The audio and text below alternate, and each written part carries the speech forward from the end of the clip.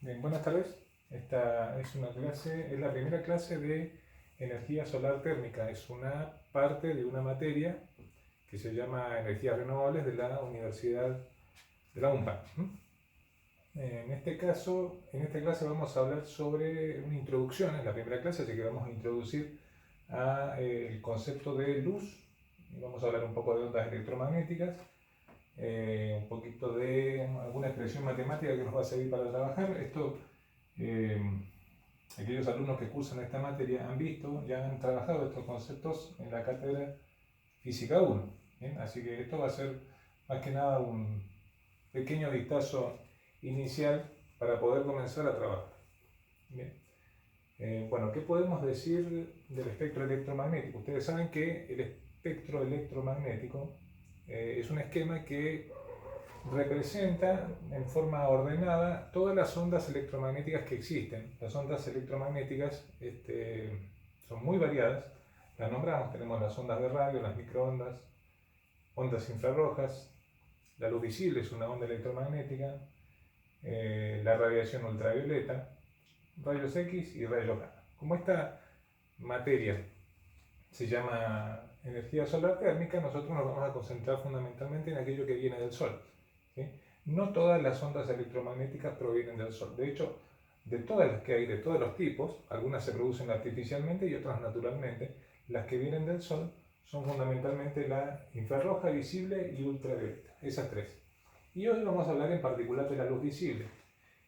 ¿Cómo se caracteriza? ¿Cómo se diferencian los distintos tipos de ondas electromagnéticas? Bueno, tiene que ver con un concepto que se llama longitud de onda. Ahora vamos a llegar ahí. Pero primero veamos, o recordemos, más que ver, cómo se origina una onda electromagnética. Siempre que el fenómeno ondulatorio, las ondas se originan de algo que vibra. Por ejemplo, una onda de sonido se origina de un objeto material que vibra con una determinada frecuencia. ¿Bien? Las ondas electromagnéticas se generan o están formadas, veamos primero cómo están formadas, ¿por qué se llaman así?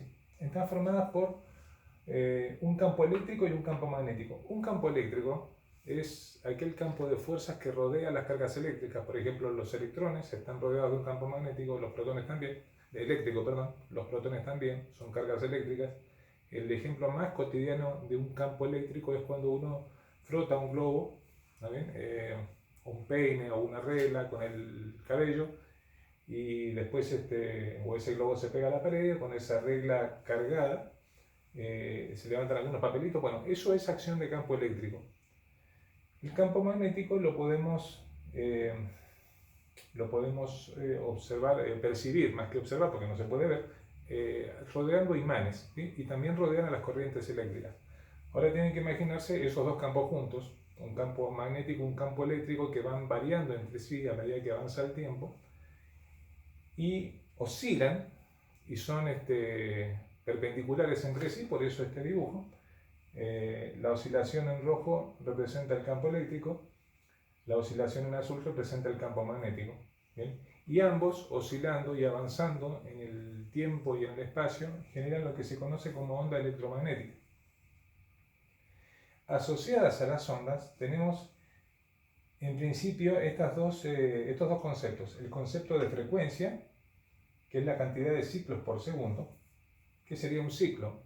Si dijimos recién que una onda electromagnética se genera en una carga eléctrica que vibra, la cantidad de el ida y vuelta, sí, ese movimiento de vibración de ida y vuelta es un ciclo. Y la frecuencia es la cantidad de ciclos por segundo. Las ondas electromagnéticas tienen frecuencias muy altas porque las cargas vibran muy rápido. Y se miden en hertz, o kilohertz, o megahertz. ¿Bien? Bien. Por otro lado, acuérdense, no lo escribí acá, pero lo voy a poner en algún lugar donde tenga espacio. Aquí lo voy a poner. Hertz, Hz, se abrevia, es lo mismo que 1 sobre segundo. ¿Bien? Como esta es una clase de repaso de conceptos vistos en física, no nos vamos a meter a explicar cada una de las expresiones matemáticas, simplemente estoy acordándome de algunas cosas. ¿Bien? Otro concepto importante es la longitud de onda. Ustedes saben que las ondas se grafican, son invisibles pero se pueden dibujar.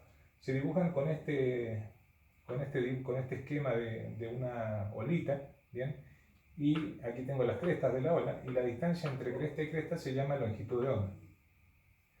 Las longitudes de onda se miden en metros o en centímetros, y si son muy pequeñas, como ocurre con las ondas electromagnéticas, la longitud de onda se mide en nanómetros, que se abrevia NM. ¿Bien?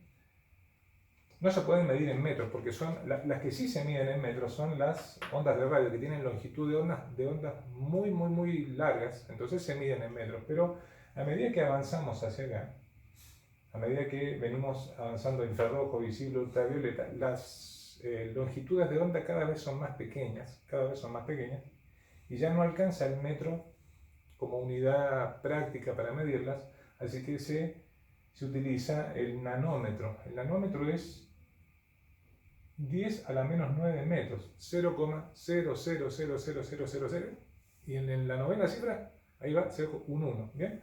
Eso sería un nanómetro. Y la luz visible, la frecuencia de la luz visible, porque recuerden, no lo puse aquí, pero ustedes deben acordarse, que la luz visible, adentro del espectro de luz visible, están todos los colores de luz visible, que son 7. Y empiezan, el primer color es el rojo, ¿bien?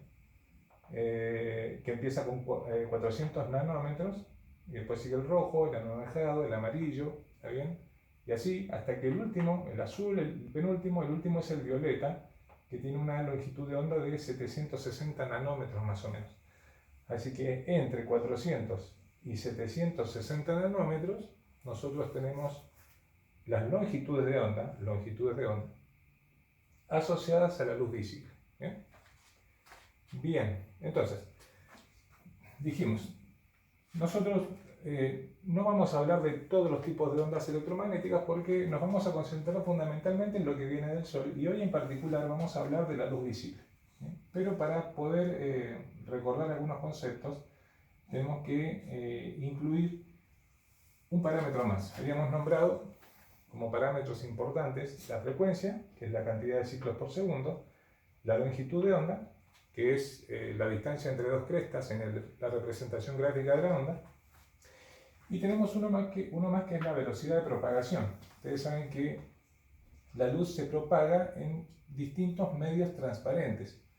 No se propaga, por ejemplo, en la madera, ¿sí? No atraviesa la madera porque la madera es opaca, no es transparente. Pero sí atraviesa el agua, atraviesa el vacío, la luz puede viajar en el vacío, es una onda que puede avanzar en el vacío. Atraviesa el vidrio, el plástico transparente, y a medida que atraviesa, que se propaga en diferentes medios, su velocidad va cambiando. Entonces la velocidad es un factor importante en el estudio de las ondas de luz, ¿sí? En el estudio de la luz visible. Hay una constante universal que es la velocidad o la rapidez. El término correcto es rapidez. A veces se usa velocidad, pero el correcto es rapidez, que es la rapidez de la luz en el vacío. Ese valor, en realidad es la rapidez de todas las ondas electromagnéticas en el vacío, es de 300.000 kilómetros por segundo. A esa rapidez vamos a usar nosotros por ahí velocidad y rapidez como sinónimos, aunque no lo son.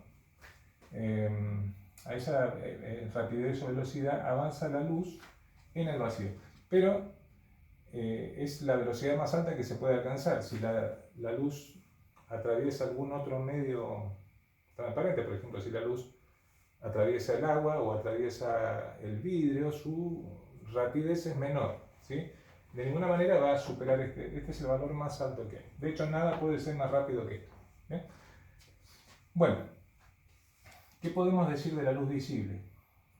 Podemos hablar de, me faltó esto. Habíamos hablado de estos tres parámetros: velocidad, frecuencia y longitud de onda. Estos tres parámetros se vinculan en una relación matemática que es esta, ¿sí? Frecuencia es igual a velocidad sobre longitud de onda. Con esa expresión, van a tener unos cuantos ejercicios para resolver. Bien, ahora sí venimos a ver. Cuando la luz visible interacciona, ¿sí? Interacciona o incide sobre una superficie, se pueden dar dos fenómenos. El fenómeno de la reflexión, me falta un acento, ¿bien? Y el fenómeno de la refracción.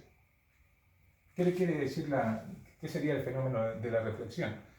La luz incide sobre una superficie, esta línea hace las veces de una superficie y vuelve, cambia la dirección, ¿sí? Se refleja y vuelve a estar en el mismo medio, ¿sí? Por ejemplo, si viene en el aire, interacciona, no sé, en un espejo y se refleja. Este rayo, yo no puse porque no tengo espacio acá, pero este es el rayo incidente y este es el rayo reflejado, ¿bien? Rayo incidente, rayo reflejado. Este ángulo es el ángulo de incidencia y este es el ángulo de reflexión, ¿bien? Ángulo de incidencia y ángulo de reflexión. La reflexión tiene dos leyes, digamos. La primera es que el rayo incidente, la normal y el rayo reflejado, la normal es, por si no se acuerdan, cada vez que ustedes tienen una superficie plana, supongamos, tengo acá justo esto es una superficie plana, es una línea que es perpendicular, ¿bien? A eso se le llama normal. Si yo inclino la superficie, la normal se inclina, ¿bien? Por supuesto que es una línea imaginaria, no se ve. Así como los rayos que también son imaginarios. Bien, entonces, la primera ley de la reflexión dice, el rayo incidente, la normal y el rayo reflejado están en el mismo plano. ¿Bien?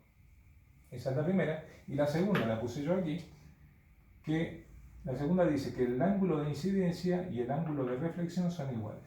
Eso quiere decir, a ver, voy a buscar acá esto, a ver si sirve. Eso quiere decir que, estamos hablando de esta, ¿no? Si así estuvieran los ángulos, ¿está bien? Y el ángulo de incidencia se achica, el de reflexión también, de esta manera, ¿sí? Varían así porque son iguales, siempre. Bueno, eso podemos decir de la reflexión. La refracción es un fenómeno que se produce cuando la luz incide sobre una superficie que separa dos medios transparentes. Piensen en cualesquiera dos medios transparentes en los cuales la luz puede propagarse. Por ejemplo, puede ser el vacío y el aire, puede ser el aire y el agua, puede ser el agua y el vidrio, puede ser el vidrio y un plástico, puede ser dos vidrios diferentes. Tengo distintos ejemplos. Lo importante es que ustedes deben suponer que aquí hay un rayo de luz que viene avanzando o propagándose sobre un medio transparente y hay una superficie que separa de un medio distinto y la luz sufre un cambio de dirección, ¿sí? Es como que el rayo se tuerce, se quiebra, ¿sí? Cambia su dirección. ¿Y por qué ocurre eso? Para que ocurra la refracción, lo que tiene que darse, recuerden, es que tiene que haber un cambio en la velocidad de propagación de la luz. Esa es la condición. Si la luz viaja a la misma velocidad en este medio que en este medio, entonces va a pasar con la misma dirección. Pero si hay un cambio de dirección, el rayo se va a desviar. ¿Sí? Sí, cosa que hay que conocer. Si la luz pasa de un medio donde viaja viaja más rápido a uno que viaja más lento, por ejemplo, el aire y el vidrio, el rayo se acerca a la normal. Y si fuera al revés, si pasara de un medio donde viaja más lento a un medio donde viaja más rápido, por ejemplo, pasara del agua al aire, entonces el rayo se aleja de la normal. Elementos para tener en cuenta en la reflexión. Bueno, está la superficie que separa los dos medios. La normal es la misma, ¿sí? El mismo concepto que aquí de normal lo tenemos aquí. Pero aparece un concepto nuevo que se llama índice de refracción. El índice de refracción es un número, es un coeficiente, es un número adimensional, no tiene unidades. Por ejemplo, 1,5, por ejemplo 2, ¿sí? Por ejemplo 1 puede ser, ¿sí? Es un número. ¿Y qué indica ese número? Ese coeficiente indica qué tan rápido viaja la luz por ese medio. Por ejemplo, el agua tiene un determinado coeficiente, índice de refracción. El plástico o el vidrio tienen otro. El vacío tiene otro. ¿Bien? ¿Cómo se obtiene ese índice de refracción? Se obtiene dividiendo la velocidad de la luz o la rapidez de la luz en el vacío sobre la rapidez de la luz en el medio. ¿Bien? Se hace esa división y aparecen esos coeficientes. Por supuesto que estos coeficientes están en tablas. Ustedes solamente buscan índice de refracción y el medio transparente y les va a aparecer el número. Pero el número representa eso. Bien. ¿Y cómo se relacionan todos estos elementos? ¿Qué elementos son? Los índices de refracción del medio 1, índice de refracción del medio 2, ángulo de incidencia, ángulo de refracción, ¿sí? No confundir con este, refracción, se relacionan con la ley de Snell, ¿sí? Que vincula el seno del ángulo de incidencia con el índice de refracción del primer medio y el seno del ángulo de refracción con el índice de refracción del segundo medio, ¿sí? Bueno, hay que mirar esto y repasar un poco. Por último, y voy a tener que borrar acá porque no tengo espacio, vamos a hablar de algo que se llama reflexión interna total. Vamos a ver si podemos hacer un pequeño dibujo en este espacio. Esto se llama reflexión interna total.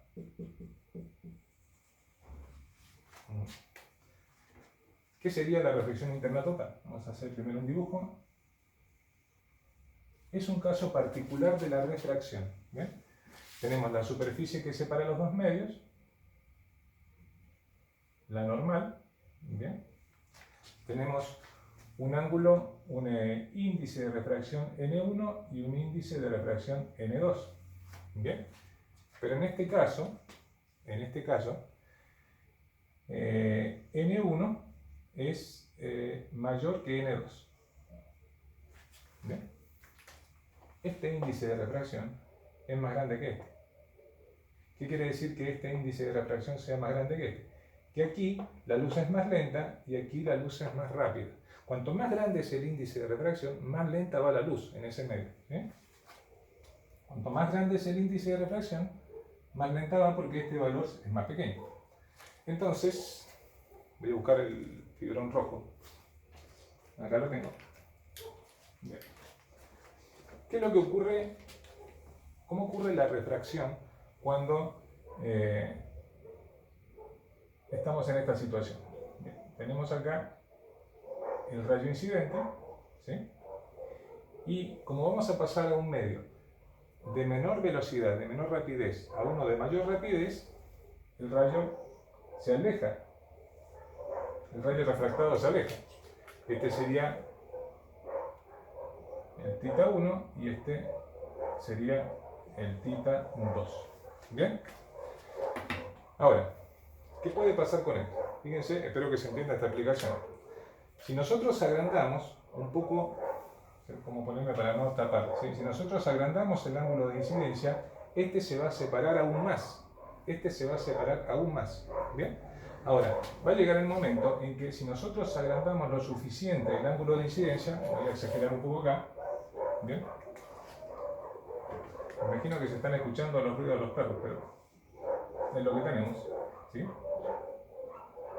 Va a llegar el momento en que cuando pase eso, ¿sí? Si se agranda lo suficiente, entonces el ángulo de refracción es de 90 grados. El rayo refractado sale tangente a la superficie. Acá vamos a tener un θ 2 que es de 90 grados. Si esto sucede, ¿sí? O sea, si nosotros logramos un rayo refractado que tiene un ángulo de refracción de 90 grados, quiere decir que hemos alcanzado aquí el ángulo crítico. Este θ c, esto es el ángulo crítico.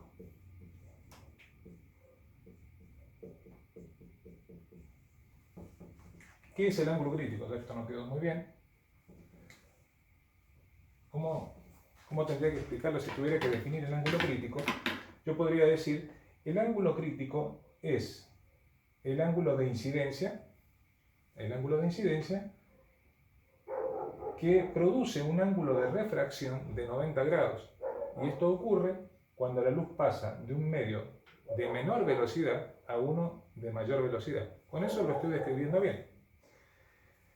Si agrandara un poco más aún el ángulo de incidencia, o sea, si le diera al rayo incidente un ángulo un poco más alto que el ángulo crítico, entonces lo que voy a lograr es que el ángulo del rayo refractado no cambie el medio, ¿sí?